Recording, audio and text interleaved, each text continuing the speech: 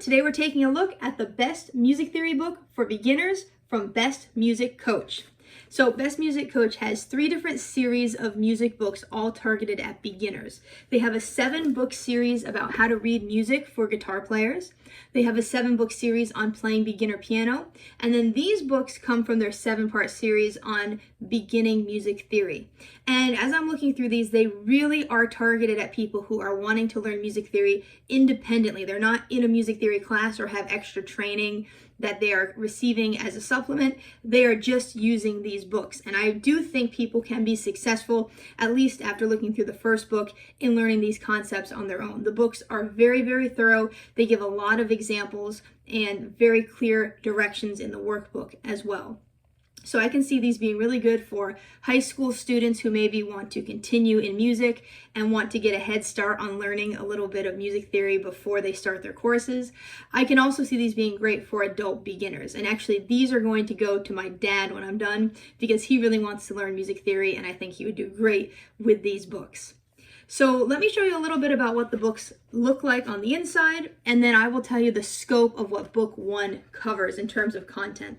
So this is an example of the inside of the instructional book. You can see it's mostly black and white and yellow, but they do have some colored graphics as well. Although you don't really need a lot of color to learn music theory, so it is mostly just the black and white and yellow. They give a lot of great examples, and like I said, in a moment I will read to you the types of content that they have in this book.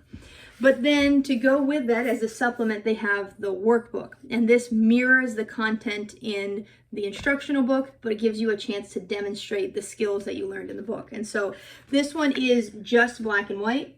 And there's a lot of opportunity, like I said, for you to write in answers and practice. And they give lots of different examples so you get a lot of practice.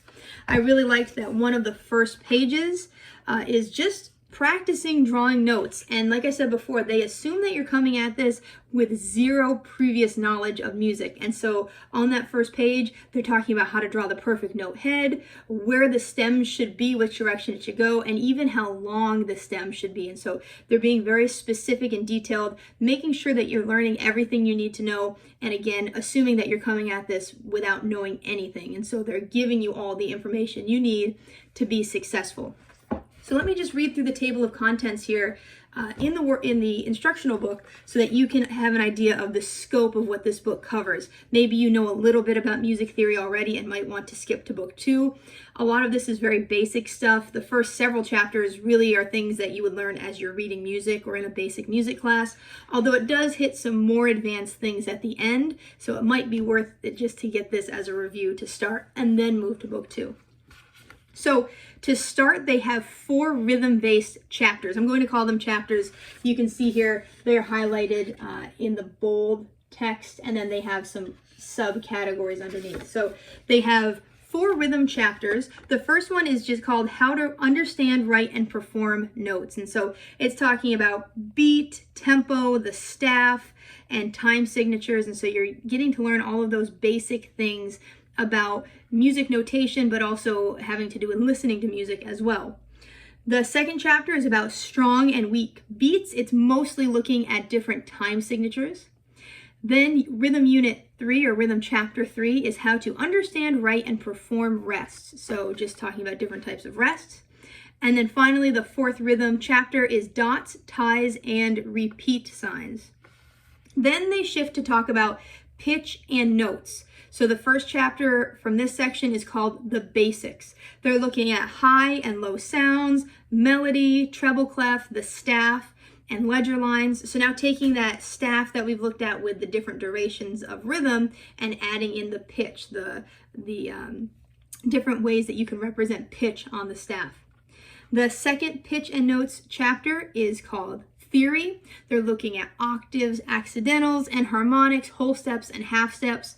And then they take all of that and apply it to the 3rd chapter, Scales. So you can use all those things that you have previously learned to talk about what is a scale, how do you build a scale. They talk about major and minor scales in this chapter.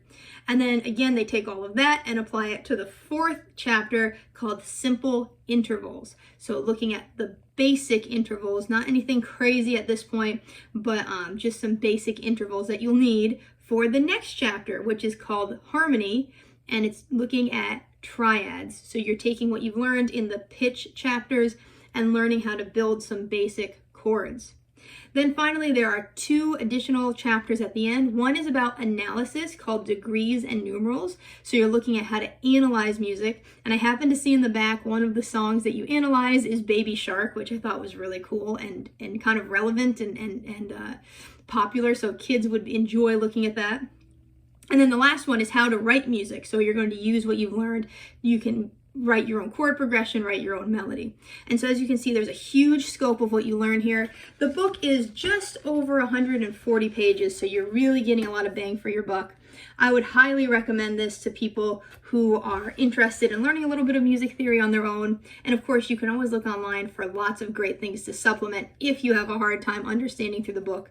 But I think the book can provide you with a really great foundation to learning these skills. So thank you very much to Best Music Coach for sending their first Best Music Theory book to me to share with you. I hope everyone has a great day, and I'll see you guys in the next video.